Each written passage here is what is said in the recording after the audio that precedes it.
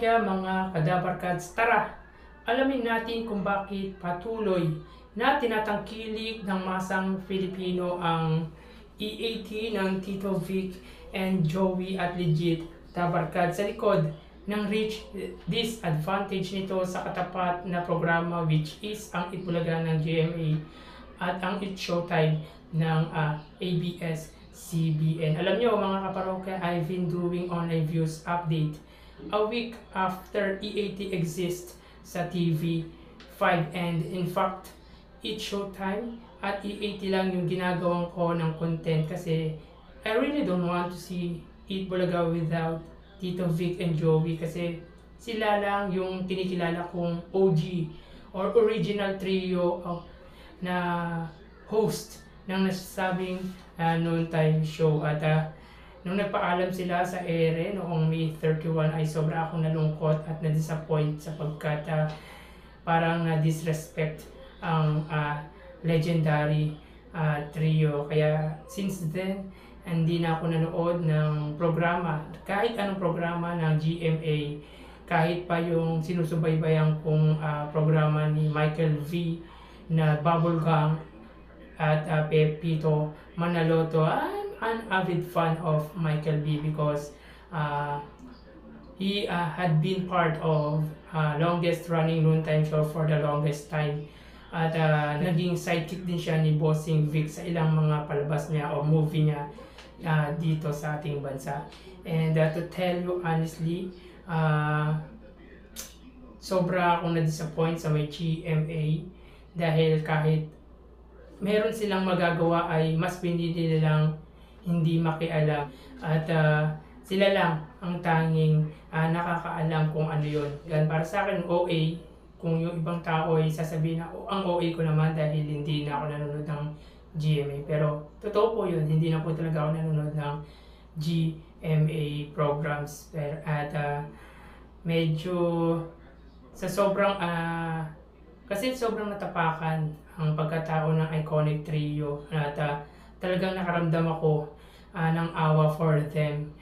Isipin mo, pumayag na silang bawasan ng kanilang sweldo para lang wag mabawasan at maalis yung mga kasama nila or matatagal na nilang kasama sa may programa. Tapos sa isang iglap ay dahil lang sa maling kutob or sa kutob ay hindi sila isa sa ere or ila-live. So masakit para sa aming mga manonood or fanatic ng Itbulaga at ng Tito Vic and Joey. Yung sa palagay ko yung parang sinuntok mo na ginulpi mo pa. Yun yung pakiramdam ng Tito Vic and Joey that time. Una, dahil talagang solid. Yun yung mga isa sa din ako bakit tinatangkilik ng masang Filipino ang EAT ay dahil talagang may solid Tito Vic and Joey fans at isa na ako doon.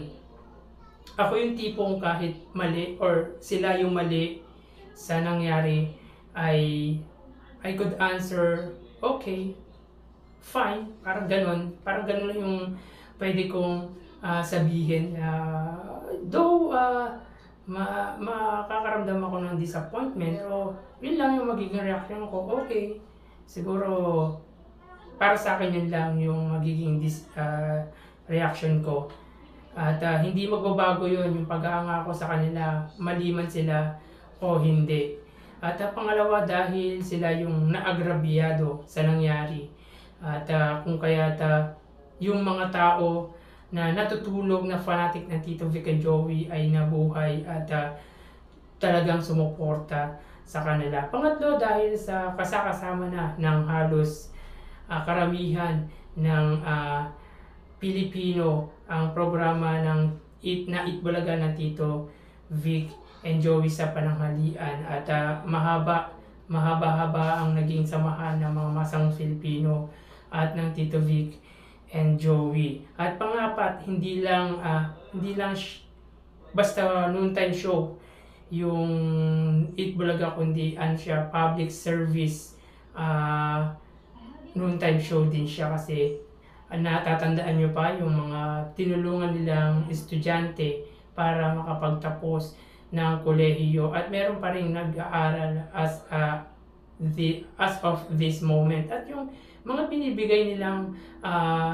chair or upuan dati sa mga eskwelahan, sa mga liblib na paaralan. So bihira lang yung ganong programa, lalo na noontime show ang gumagawa ng ganon. Panglima siguro yung segment. Isa sa mga nagustuhan ko sa Eat Bulaga or EAT ay ang segment. Lahat patok ang kanilang segment. Ang tulad ng Sing It, di ba? Akala ko simpleng kantahan lang yun. Akala ko simpleng pagandahan lang, pero meron pala silang twist na gagawin doon na parang nasa-sense ko na magbubuo sila ng girl group na pwedeng buuin para sa EAT. At syempre, yung mga host at saka yung mga production staff, di ba? Yung host, wala kang itatapon sa mga host kahit na si Riza Medizo na sinabi ng dating mga management na ayaw na nilang parang ayaw na nila kasi once a week o once a month na lang siyang pinapapasok sa may Eat Bulaga. At pati sa sila Paulo, sila Ryan Agoncillo, yun yung mga gagaling na host o co-host ng Tito Vic and Joey na talagang ipinaglaban nila. At alam naman natin na talagang magagaling sa mga punchline. Alam nila kung paano magbatuan. So yun ang isa sa mga dahilan kung bakit tinatangkilik ang EAT ng Tito Vic and Joey sa likod ng mababang mahinang signal at mababang reach ng nasabing network na TV5. So talagang may mga aral din talaga na matututunan sa may EAT. Kahit hindi naman sila magtrabaho ay mayaman naman na talaga sila, pero inisip din nila ang kapakanan ng mga kasama nila. Kung kaya't instead na wag na nilang ipagpatuloy ay gumawa sila ng panibagong noontime show para sa atin, sa mga masang Filipino na talagang sumusubaybay sa kanila at sa mga taong nasa kapaligiran nila na kailangan nilang tulungan dahil yun lang ang ikinabubuhay nila. At mayaman talaga, mayaman at mabait talaga ang Tito Vic and Joey. At saka yung sugod bahay lang, di ba, matutuwa ka dahil may panibago silang twist na which is yung Mayor Jose Manalo. At talaga nakakatawa at talaga nakakatulong ng magaling mag-advise. Though parang tinitwist niya sa pagpapatawa, pero malaman ang mga advice ni Jose Manalo at maganda at magaling ang kanyang pagpapatawa. At pagdating naman sa pagkurot ng puso ay nandyan yung babala, huwag kayong ganun dahil talagang kukurot ang puso mo sa mga kwento ng iba't ibang tao na nakakasalamuha or mga contestant ng babala. Huwag kayong ganun. Magaling ang management, magaling ang production ng EAT at alam niyo yun, sobrang dinala ng Tito Vic and Joey ang TV5 at good move para sa TV5 ang kuhanin ang Tito Vic and Joey dahil dinadala nila ang iba pang programa na dati ay hindi sinusubaybayan ng masang Filipino. Nung nasa GMA pa ang EAT or ang Tito Vic and Joey ay talagang nakasubaybay halos lahat ng masang Filipino sa nasabing network. At alam niyo yun, yung ginto na para sa Tape Incorporated ay binitawan pa nila kahit pa ang GMA. At talagang aminin man o hindi ng GMA ay talagang isa sila sa naapektuhan ng pagkawala ng Tito Vic and Joey. Sinasabi nila dahil nawala yung campaign advertisement kung kaya't bumaba ang kanilang kita or profit ng 71%. Talaga pong naapektuhan ang GMA sa nangyari. Again, dala at bitbit ng Tito Vic and Joey ang kanilang mga major sponsors and advertisers or advertisement sa TV5 at para sa akin panalo ang TV5 sa nangyari sa Tito Vic and Joey dahil sa pagkuha nila dito. At nitong nakaraang araw ay naglabas ang AGB Nielsen ng kanilang TV ratings kung saan noong August 22 ay nakakuha ng 5.1% ang Itbulaga, ang EAT against sa Itbulaga na may 4% at sa It Showtime na may 3.5%. Sa sumunod na araw, August 23, araw ng Miyerkules, ay nakakuha ang EAT ng 4.6% against sa 3.5 ng Itbulaga at 3.6 ng It Showtime. At sa sumunod na araw ay August 24, Thursday, nakakuha ang EAT ng 4.7 against sa 3.6 ng Itbulaga at 4% para sa It Showtime.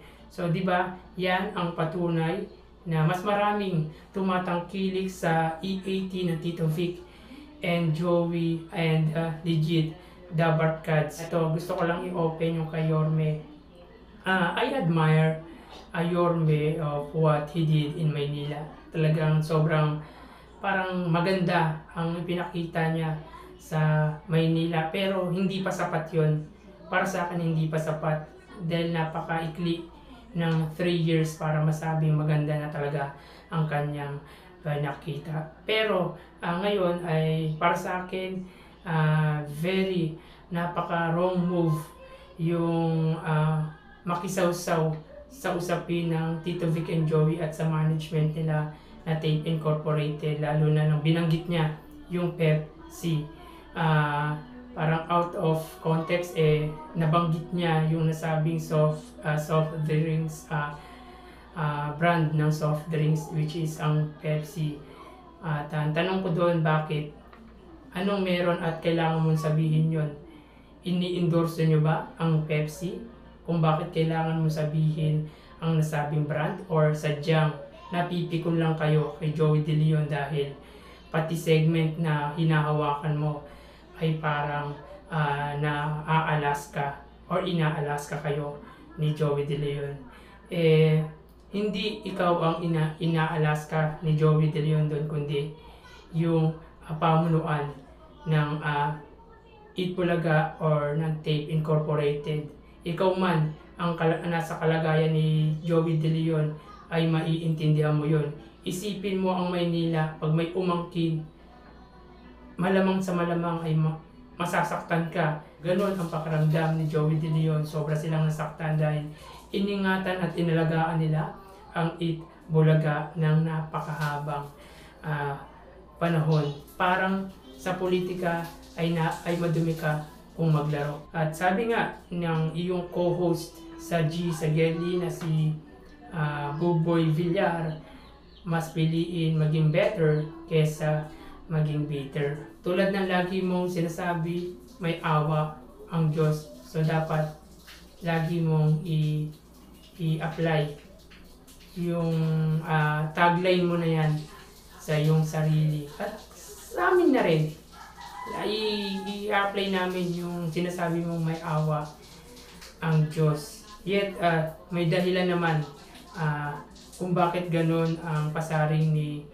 Joey De Leon. Tulad ng sinabi ko, ay iningatan at inalagaan nila yung title ng Itbulaga na pagmamayari at pagmamayari ni Henyo Master Joey De Leon. At alam ko na mas matanda ka sa akin at ewan ko lang kung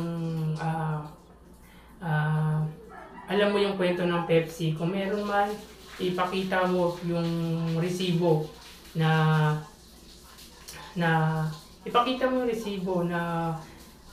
konektado talaga sila Tito Vic and Joey sa Pepsi Paloma rape case.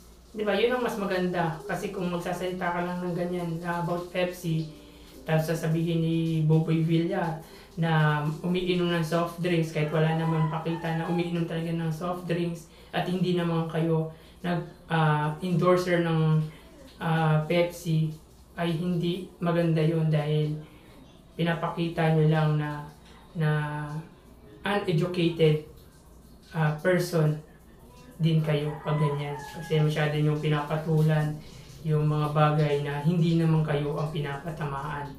Diba? At again, wrong move. Lalo na politician ka. Diba? So, malaki ang pwede mawala sa'yo. Kasi ako nag-iisip na ako na huwag ka nang suportahan. 12 ang pwedeng senador na pwede namin suportahan. Pero isa lang ako, o siguro 7 kami sa pamilya namin na botante na ayaw na talaga sa'yo. Sayang yung 7 boto na yun, if ever, na tumakbo ka bilang senador sa this coming 2025 election. So hanggang dito na lang at good luck sa 3 noontime show dito sa ating bansa, ang EAT, ang Itbulaga, at ang It's Showtime. Again, thank you and God bless.